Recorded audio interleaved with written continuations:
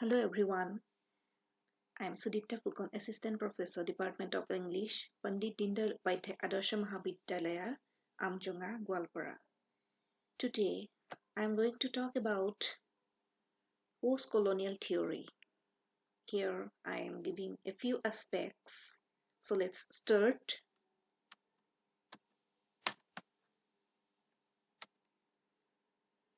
Let's first discuss about what is postcolonialism. With a prefix post, postcolonialism carries the legacy of both colonialism and imperialism. Post here may not exactly the after effect or continuation.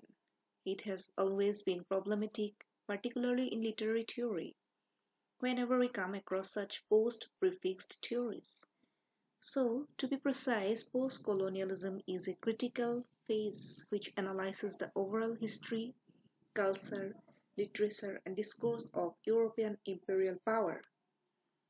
In general, postcolonialism represents an ideological response to colonialist thought rather than simply describing a system that comes after colonialism.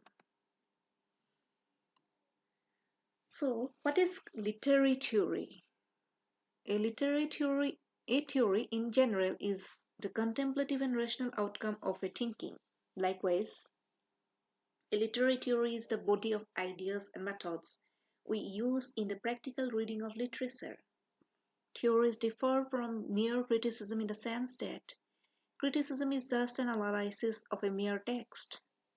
Literary theory tends to trace the history and evolution of the different genres, such as narrative, dramatic, or lyric. It formulates the relationship between author and work. It also develops the significance of race, class, and gender for literary study. So, when did post colonialism emerge? Basically, the second half of the 20th century is marked as the beginning of post-colonial era. The first ever thinker to criticize the evil effects of colonialism was Frantz Fanon in his remarkable work The Wretched of the War Art, published in 1961. A French West Indian by origin, Fanon made a psychiatric and psychological analysis of the dehumanizing effects of colonization upon the individual and the nation in this particular work. So, let's have a look at the emergence of post-colonial theory. I am giving a quote here. Post-colonial theory holds that decolonized people develop a post-colonial identity that is based on cultural interactions between different identities, that is, cultural, national, and ethnic as well as gender and class based, which are assigned varying degrees of social power by the colonial society. I unquote. And post-colonial theory has three prime thinkers whom we collectively know better as the trio. They are Edward W. Said, Gayatri Chakraborty Spivak, and Homi Bhabha. So, in today's topic, we will discuss these three critics in brief.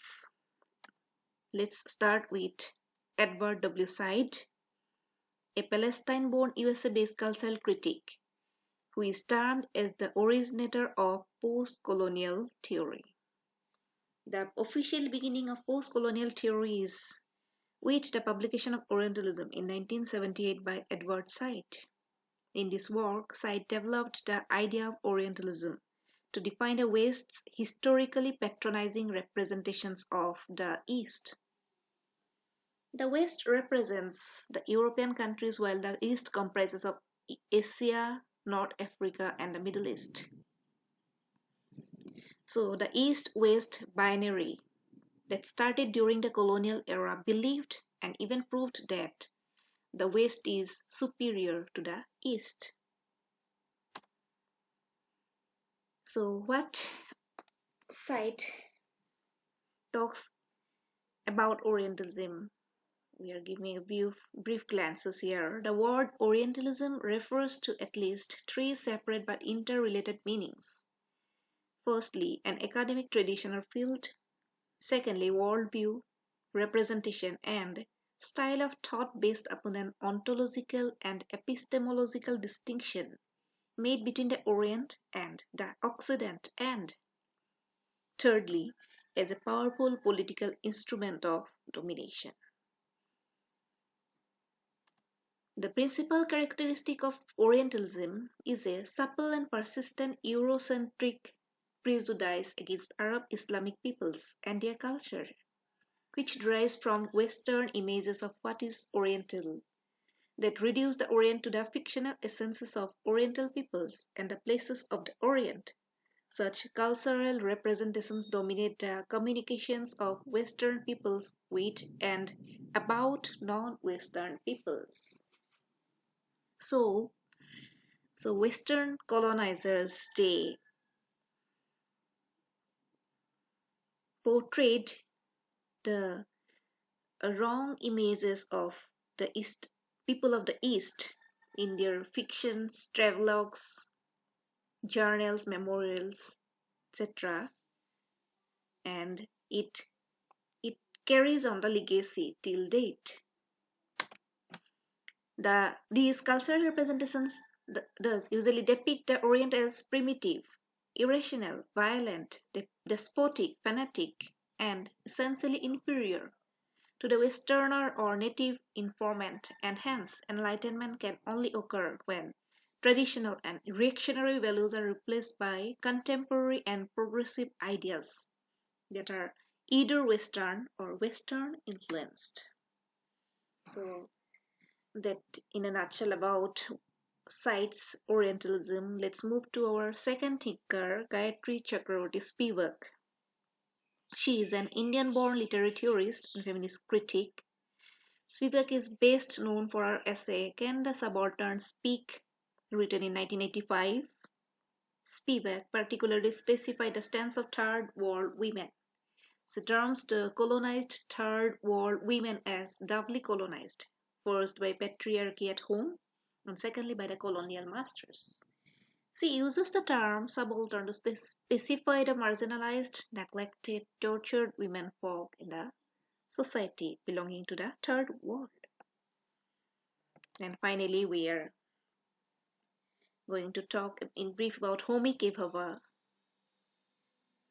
an Indian-born scholar and critical theorist famous for his work The Location of Culture, published in 1994. Bhabha developed several key concepts such as hybridity, mimicry, difference, and ambivalence to describe ways in which colonized people have resisted the power of the colonizer. So, in connection of post-colonial theory, Homi Bhabha termed some key concepts, and let's have their brief definitions. What they mean: hybridity. It describes the emergence of new cultural forms from multiculturalism. Let's move to ambivalence, which sees culture as consisting of opposing perceptions and dimensions. Then cultural difference, it's an alternative to cultural diversity. It sees culture as a point at which two or more cultures meet, and it is also where most problems occur. Mimicry, it appears when members of a colonized society imitate and take on the culture of the colonizers. So, with Bhabha, I conclude the discussion of the three thinkers, respectively Edward W. Said, Gayatri Chakraborty Spivak, and Homi Bhabha. And apart from that, several other thinkers are there, which I am not including in this present topic. And now I would like to conclude my topic today. And I raise a question here: what next after post colonial theory? The present status of post colonial theory, I am giving a few glimpses. The 21st century witnessed the demolition of post colonial theory.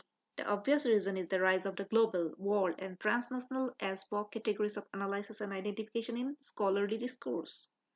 The colonial past and its aftermath, however, remains relevant themes for post-colonial literature and other genres. The disappearance of colonies in this age of new liberalism and globalization makes the revolt raised by post-colonial thinkers dim and irrelevant. Still, this theory further paves way to discussions and debates over recent terminologies like migration, displacement, diaspora studies, memory, queer theories, and so on. So, with this conclusion, I want to sign off for today.